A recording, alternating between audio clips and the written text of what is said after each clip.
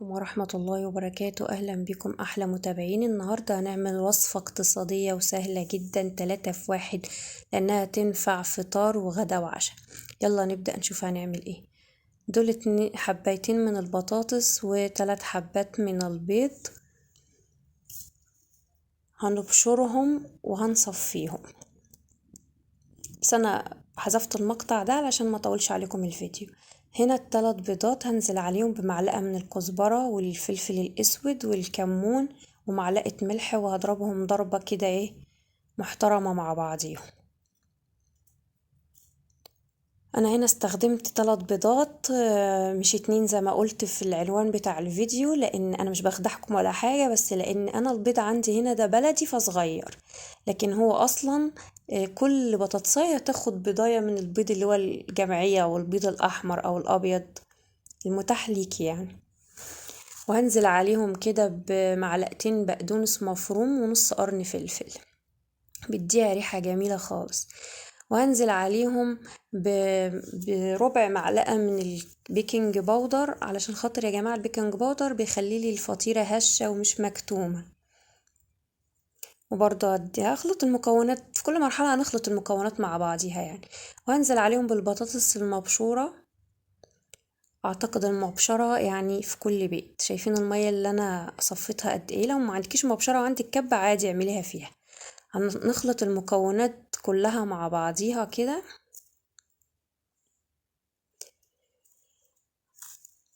الوصفة يا جماعة يعني سهلة وسلسة جدا، تحضير ما بتكملش معاكي بالظبط 10 دقايق التحضير لحد بس ما تبشري البطاطس.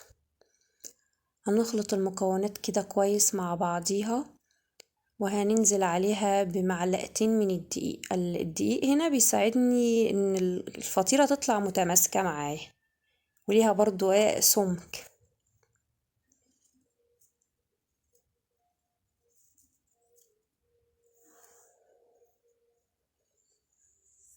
متنسوش يا جماعة تصلوا على الرسول في الكومنتات عليه افضل الصلاة والسلام.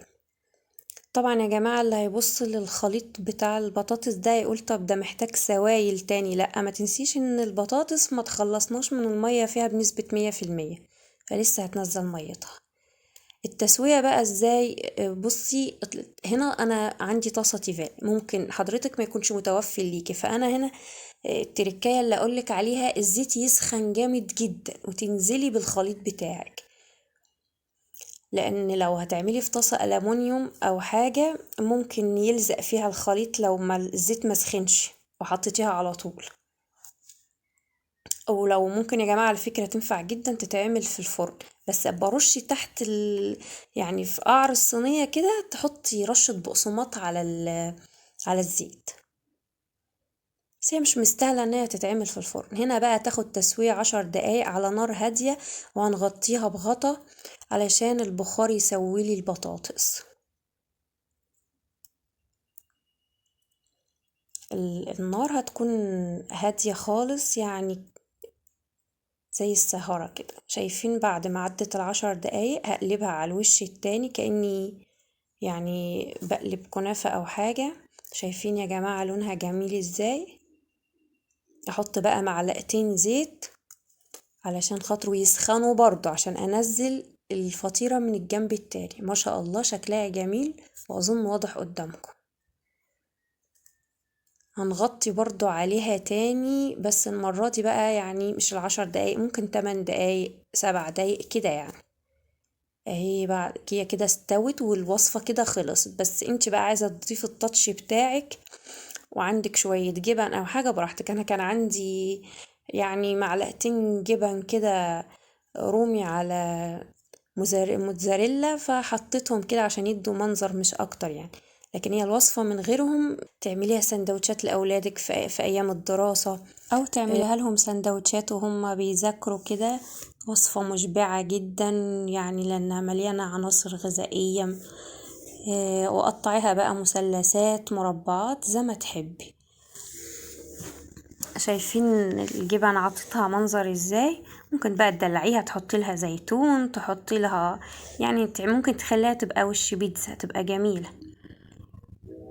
شايفين لونها من فوق ومن تحت، تسوية ممتازة ما شاء الله. اشوفكم على خير في وصفة تانية. السلام.